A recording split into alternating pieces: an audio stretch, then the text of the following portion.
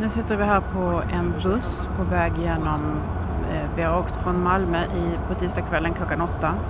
Så när vi åkt genom Danmark och nu har vi passerat Berlin i Tyskland och på väg mot Ungern, Tjeckien och sen är målet Rumänien. Igår på tisdag morgonen så gick polisen in i Sorgenfri-lägret och började riva det helt enkelt. Och alla som som bodde i lägret har fått en bussbiljett till av Malmö stad att åka hem till Rumänien. Och en av dem som tog den chansen är Georges Nico.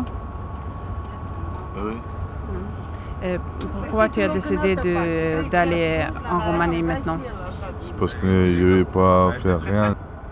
Malmo. Je n'ai pas de maison, j'ai rien du tout.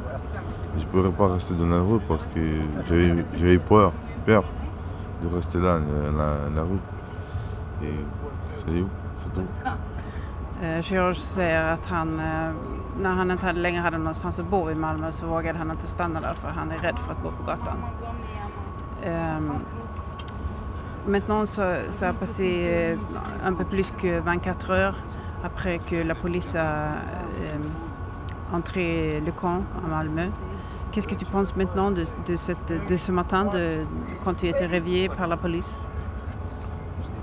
Je ne pensais pas beaucoup, j'ai pas été pensé beaucoup. J'ai ramassé mes affaires et j'ai fait la petite mallette et j'ai fait le con là. Et j'attendais que je vais pas en Roumanie, que je rentre chez moi, tranquillement. Han säger att han inte tänkt så mycket på det sen det hände. Han samlade ihop sina grejer och tänkte att nu får han flytta hem till Rumänien.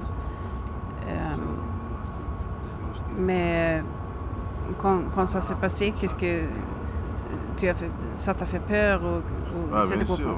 Ça fait un peu quand même peur. On sortit dehors et on a vu les polices là, ils venaient avec des machines pour un peu casser la caravane. J'ai ramassé mes affaires et j'ai fait le con. Et c'est tout, je restais plus là. Han säger att när det hände så var det en obehaglig upplevelse att han blev rädd för att polisen kom och hade grävmaskinerna med sig på en gång och det var tydligt att det här var bara att ta sina grejer och sticka därifrån. Det fanns inget annat alternativ.